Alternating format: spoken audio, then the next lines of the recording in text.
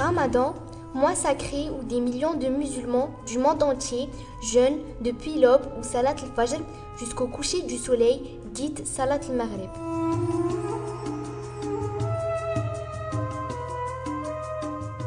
Avant l'islam, durant la période de la Jahiliya, le 9e mois s'appelait Ramadan.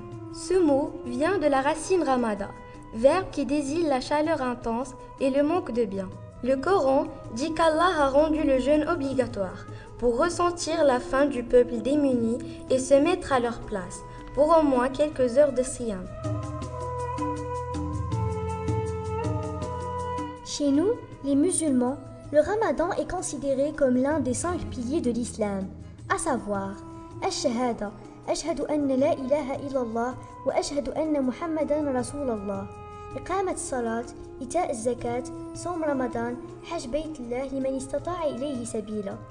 Ce mois sacré est considéré comme une période de méditation au cours duquel les musulmans n'ont pas le droit de manger, de boire, ni même de fumer. Durant cette période, les musulmans du monde entier ont le devoir de prier, de renforcer leur relation avec Allah et aussi chercher à grandir spirituellement en évitant de mentir et de faire usage de violence. Sans pour autant oublier de faire al-khayr autour de soi. Rendre visite aux personnes âgées ou malades, nourrir les pauvres, multiplier les aumônes, aider autrui en le faisant pour l'amour d'Allah et ne rien attendre en retour. Reprendre contact avec les personnes où vous avez rompu les liens. Toutes ces tâches sont considérées comme actes nobles car les récompenses sont davantage multipliées. Et c'est aussi l'occasion de leur apporter un peu de baume au cœur durant ce mois sacré. C'est aussi l'occasion de faire de ce mois une réelle bouffée de spiritualité. Comme on dit, prier c'est bien, mais prier de manière spirituelle, c'est encore mieux. Sur ce, le jeûneur musulman se doit au moins de terminer la lecture du Coran une fois ou plus, si vous en avez la capacité et le temps, mémoriser des sourates en apprenant à chaque fois de nouvelles douas, participer aux conférences religieuses afin d'accroître sa connaissance sur l'islam. Donnez la zakat el-mal si vous en êtes éligible et la zakat el-fitr pour vous purifier de vos péchés. Augmentez la demande du pardon et l'istighfar auprès du Tout-Puissant, car en ce mois, les portes du ciel sont ouvertes. C'est ainsi l'occasion en or de s'isoler et se focaliser sur soi, afin de devenir une meilleure version d'un pur musulman.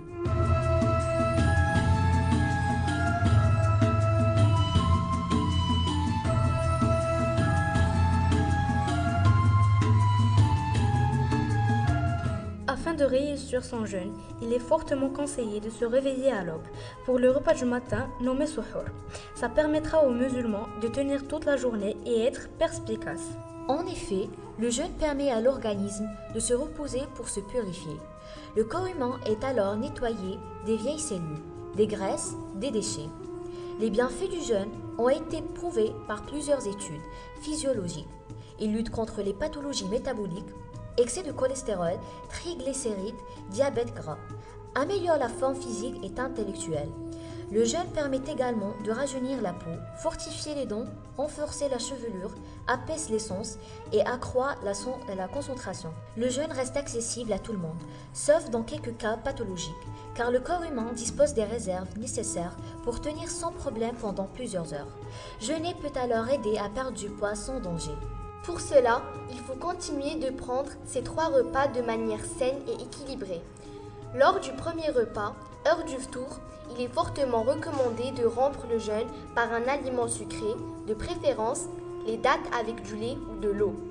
Puis, patienter quelques minutes en faisant la prière de l'Maghrib et afin de préparer l'estomac à digérer le reste de l'alimentation, le jeûneur pourra consommer de la soupe et des boissons chaudes. Juste après la rupture du jeûne, on accueille le deuxième repas qui est pris généralement 2 ou 3 heures après, à savoir des légumes, protéines et fruits.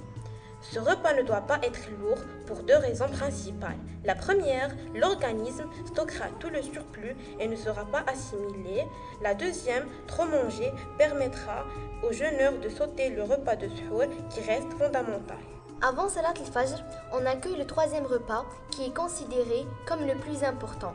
Il donne à l'organisme l'énergie nécessaire pour éviter toute déshydratation ou de faim pendant la journée du jeûne.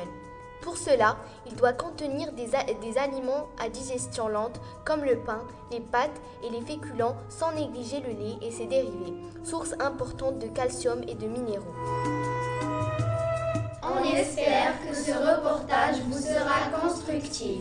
Sur ce, nous, élèves du groupe scolaire L'Étoile filante, vous souhaitons un excellent Ramadan.